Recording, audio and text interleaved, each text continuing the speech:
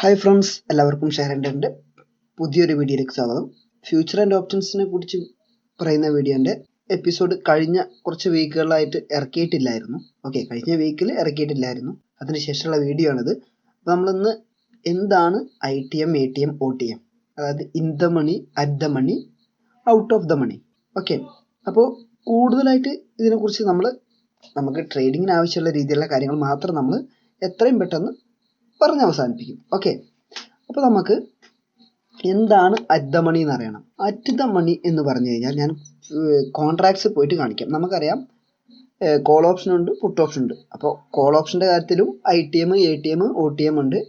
പുട്ട് ഓപ്ഷൻ്റെ കാര്യത്തിലും in the money, at the money, out of the money ഈ terms ഉണ്ട്. അപ്പോൾ നമ്മളിവിടെ കോൾ ഓപ്ഷൻ്റെ ബേസിലാണ് നമ്മളിവിടെ പറയുന്നത്.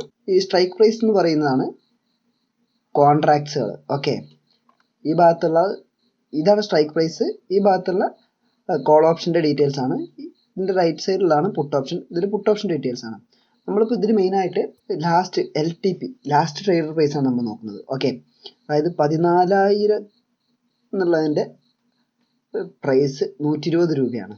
ആ കോൺട്രാക്റ്റിൻ്റെ പ്രീമിയം അടയ്ക്കേണ്ട തുക 120 രൂപയാണ് കോൾ ഓപ്ഷന്. പുട്ട് ഓപ്ഷൻ ആണെങ്കിൽ 91 രൂപയാണ്. അപ്പോൾ നമ്മൾ കോൾ ഓപ്ഷൻ്റെ ബേസിലാണ് ഇപ്പോൾ കാര്യങ്ങൾ പറയുന്നത്.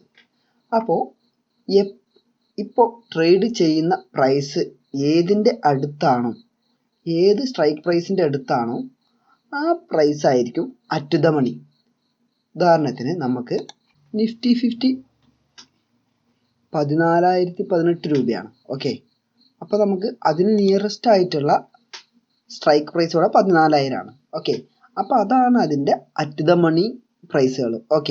അതിൻ്റെ മുകളിലേക്കുള്ളത്, അതായത് 14,000-ന് മുകളിലേക്കുള്ളതൊക്കെ അതിൻ്റെ, അതായത് out of the money strike പ്രൈസുകളാണ്.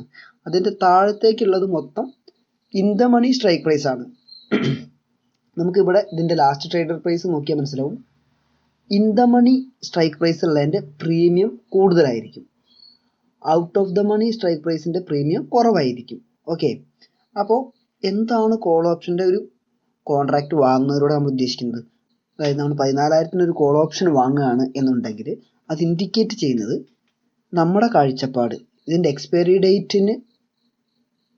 ഡേറ്റിൻ്റെ അന്ന് അതിൻ്റെ ലാസ്റ്റ് ട്രേഡർ പ്രൈസ് അല്ലെങ്കിൽ അതിൻ്റെ ലെവൽസ് 14,000-ന് മുകളിലായിരിക്കും എന്ന് ഉറപ്പുള്ള ആൾക്കാരാണ്, അല്ലെങ്കിൽ ഉറപ്പുള്ളവരാണ് ഈ ലെവൽ 14,000 സ്ട്രൈക്ക് പ്രൈസുള്ള കോൾ ഓപ്ഷനിൽ എൻട്രി എടുക്കുക.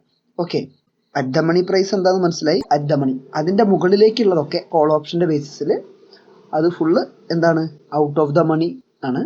അതിൻ്റെ താഴത്തേക്കുള്ളത് മൊത്തം in the money strike price ആണ്. ഇതിനൊക്കെ എന്തൊക്കെയാണ് മാറ്റം വരിക എന്ന് നമുക്ക് എന്തായാലും മുന്നിൽ ചർച്ച ചെയ്യാം. ഇപ്പോൾ ബേസിക്കായിട്ട് പറയുകയാണെങ്കിൽ ഇതിൻ്റെയൊക്കെ മൊമെൻറ്റം, അതായത് ഈ പ്രൈസിൻ്റെയൊക്കെ ഈ ചേഞ്ച്, ഈ പ്രീമിയം ചേഞ്ച് നടക്കുന്നതിന് പല ഓപ്ഷൻ ഗ്രീക്സ് എന്ന് പറഞ്ഞിട്ട് പല ടേംസ് ഉണ്ട്. ആ ടേംസ് ഒക്കെ ഈ at the money, in the money, out of the money പ്രൈസുകളിൽ ഡിഫറൻ്റ് ആയിരിക്കും. അപ്പോൾ നമുക്ക് അതിനെക്കുറിച്ച് എന്തായാലും പഠിക്കാം. ഇപ്പോൾ എന്താണ് ആ സംഭവം എന്ന് മാത്രം പഠിക്കാം. പുട്ട് ഓപ്ഷൻ്റെ കേസിൽ പറയുന്നത്, പുട്ട് ഓപ്ഷൻ ഒരാൾ ബൈ ചെയ്യുന്നത് എന്തിനു വേണ്ടിയിട്ടാണ്?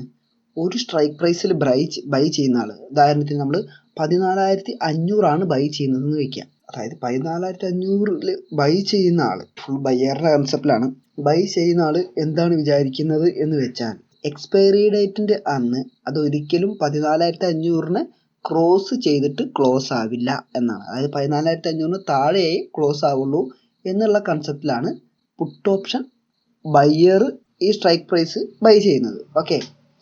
അപ്പോൾ ഓരോരുത്തരുടെ കാഴ്ചപ്പാടനുസരിച്ചിട്ട് അവരത് ബൈ ചെയ്യും. ഇനി ഇതിൻ്റെയും അറ്റ് ദ മണി സെയിം ആണ്. എവിടെയാണോ അതിൻ്റെ ലെവൽസ്, കറണ്ട് ലെവൽസ് വരുന്നത്, അതിൻ്റെ ആ ലെവലിൽ ഉള്ളതായിരിക്കും, അതിൻ്റെ നിയറസ്റ്റ് ലെവലായിരിക്കും അതിൻ്റെ at the money strike price. അപ്പോൾ ഇവിടെ 14,000 ആണ്, 91 രൂപയാണ് അതിൻ്റെ പ്രീമിയം.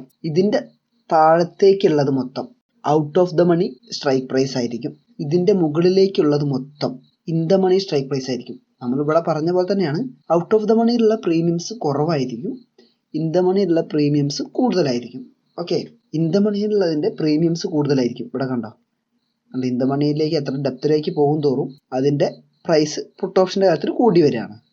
ഇവിടെ ഇൻ ദ മണീൻ്റെ കാര്യത്തിൽ ഡെപ്തിലേക്ക് പോകും തോറും മുകളിലേക്ക്, അതായത് പ്രൈസിൽ കണ്ടോ മുകളിലേക്ക് പോവുകയാണേ, മുകളിലേക്ക് മീൻസ് കുറഞ്ഞു വരികയാണ് ഇവിടെ. ആ സമയത്ത് ഇവിടെ പ്രീമിയത്തിൻ്റെ വാല്യൂ കൂടുകയാണ്. ഔട്ട് ഓഫ് ദ മണിയിലാണ് പ്രീമിയം കുറവ്. ഓക്കെ, അപ്പോൾ ഈ ഒരു ഇത് മനസ്സിലാക്കി വയ്ക്കുക. ഇനി ഞാൻ ഒരു ഇമേജും കൂടി കാണിക്കാം. ഇതിൻ്റെ ഒരു എക്സ്പയറി ഡേറ്റിൻ്റെ അന്നുള്ള ഒരു സ്ക്രീൻഷോട്ടാണ്. ഓക്കെ, അപ്പോൾ നമ്മളിത് മനസ്സിലാക്കേണ്ട ഉത്തരവേ ഉള്ളൂ.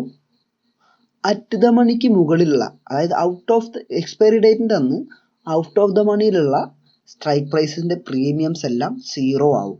ഓക്കെ, ഇത് കുറച്ച് ദിവസം മുന്നേ സ്ക്രീൻഷോട്ട് എടുത്ത് വെച്ചതാണ്. ഓക്കെ, ഇത് 13,450 ആണ് അതിൻ്റെ at the money strike price. Okay, ഇത് കോൾസിലാണ് കിടക്കുന്നത്. അപ്പോൾ കോൾസിലായാലും പുട്ടിലായാലും out of the money strike price expiry ഡേറ്റിൻ്റെ അന്ന് 0 ആയി മാറും. ഓക്കെ, ഇപ്പോൾ കണ്ടോ ഈ ഒരു ലെവലിൽ ഇപ്പോൾ നമ്മൾ 13,500 എന്നുള്ള ബൈ ചെയ്തിട്ടുണ്ട് എങ്കിൽ നമുക്കത് എന്തായിരിക്കും? നഷ്ടമായിരിക്കും. ഇന്നത്തെ ദിവസം 68 രൂപയാണ് ഡിക്രീസ് ചെയ്തിരിക്കുന്നത്. അതാണ് നമ്മുടെ നെറ്റ് ചേഞ്ച് കാണിക്കുന്നത്. 68 രൂപ ഡിക്രീസ് ചെയ്തിരിക്കുകയാണ്. അപ്പോൾ ഇന്നൊരു ലോട്ട് ബൈ ചെയ്തവന് 68 × 75 രൂപ, അതായത് 68 ഗുണിക്കണം 75, അത് അദ്ദേഹത്തിന് ലോസ് ആണ്. ഓക്കെ, ബൈ ചെയ്തിട്ടുണ്ടെങ്കിൽ. അപ്പോൾ നമ്മൾ മനസ്സിലാക്കേണ്ട എത്രയേ ഉള്ളൂ, ഔട്ട് ഓഫ് ദ മണീൻ്റെ പ്രീമിയംസ് എന്ത് ചെയ്യും? എക്സ്പയറി ഡേറ്റിൻ്റെ അന്ന് 0 ആയിരിക്കും. ഇത് നമ്മൾ കോൾ ഓപ്ഷൻ ആണ് പറഞ്ഞത്. ഓക്കെ, പുട്ട് ഓപ്ഷനിൽ നോക്കിയാൽ മനസ്സിലാവും. കണ്ടോ, out of the money strike price 0 ആയിട്ട് മാറി. 0 മീൻസ് 0.05 ആണ്, അതായത് ഇത് ലാസ്റ്റ് ട്രേഡർ പ്രൈസിലാണ് നിൽക്കുക. ഓക്കെ, അപ്പോൾ നമ്മൾ ഇന്ന് ഇവിടെ ഇത്രേ മനസ്സിലാക്കുന്നുള്ളൂ. ഓക്കെ, അപ്പോൾ ഇനി നമ്മൾ അങ്ങോട്ട് പോകും തോറും നമ്മൾ ഉപയോഗിക്കുന്ന ടേംസ് ITM, ATM, OTM എന്നൊക്കെ ആയിരിക്കും. അപ്പോൾ നിങ്ങൾ കറക്റ്റായിട്ട് എക്സാക്റ്റ് ആയിട്ട് മനസ്സിലാക്കി വയ്ക്കുക. ഓക്കെ, എന്താണ്, അതാണ് കാൾ ഓപ്ഷൻ എന്താണ്, പുട്ട് ഓപ്ഷൻ എന്താണ് എന്നുള്ള കൺസെപ്റ്റ് ഉണ്ടെങ്കിൽ ഇതിനെക്കുറിച്ച് നമുക്ക് മനസ്സിലാക്കാൻ ഒരു പ്രശ്നം ഉണ്ടാവില്ല. കോൾ ഓപ്ഷൻ പ്രൈസ് കൂടും എന്ന് വിചാരിച്ച് വാങ്ങുന്നതാണ്. അപ്പോൾ കൂടും എന്ന് വിചാരിച്ച ഒരു പ്രൈസ്, അപ്പോൾ നമ്മൾ 14,000 വാങ്ങുകയാണെങ്കിൽ 14,000 മുകളിലുള്ളതൊക്കെ എന്താണ്? ഔട്ട് ഓഫ് ദ മണിയാണ്. നമ്മൾ അങ്ങോട്ട് എത്തിയിട്ടില്ല, അങ്ങോട്ട് എത്താൻ പോകുന്നേ ഉള്ളൂ. അതാണ് ഔട്ട് ഓഫ് ദ മണി എന്ന് പറയുന്നത്.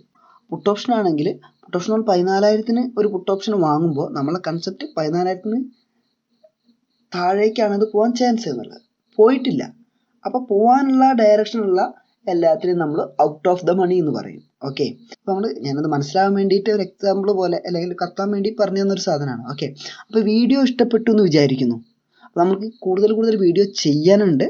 ഓക്കെ, അപ്പോൾ ഇതുമായി ബന്ധപ്പെട്ട് തന്നെ, കാരണം ഇങ്ങനത്തെ കുറച്ച് കാര്യങ്ങൾ മനസ്സിലാക്കിയാൽ നമുക്ക് ഈസി ആയിട്ട് ട്രേഡ് എടുക്കാൻ പറ്റും. ഓക്കെ, അപ്പോൾ ഇവിടെ പറഞ്ഞിരിക്കുന്ന കാര്യങ്ങൾ എല്ലാവർക്കും മനസ്സിലായി എന്ന് വിചാരിക്കുന്നു. എന്തെങ്കിലും സംശയങ്ങളോ കാര്യങ്ങളോ ഉണ്ടെങ്കിൽ തീർച്ചയായിട്ടും അറിയിക്കുക. വീഡിയോ ഇഷ്ടപ്പെട്ടിട്ടുണ്ടെങ്കിൽ ലൈക്ക് ചെയ്യുക. ചാനൽ സബ്സ്ക്രൈബ് ചെയ്യാത്തവരാണെങ്കിൽ സബ്സ്ക്രൈബ് ചെയ്യുക. അപ്പോൾ നിങ്ങൾക്കൊരു നല്ലൊരു ദിവസം നേർന്നുകൊണ്ട് നിങ്ങളോട് വിട പറയുകയാണ് നിങ്ങളുടെ സ്വന്തം അരുൺ ജി.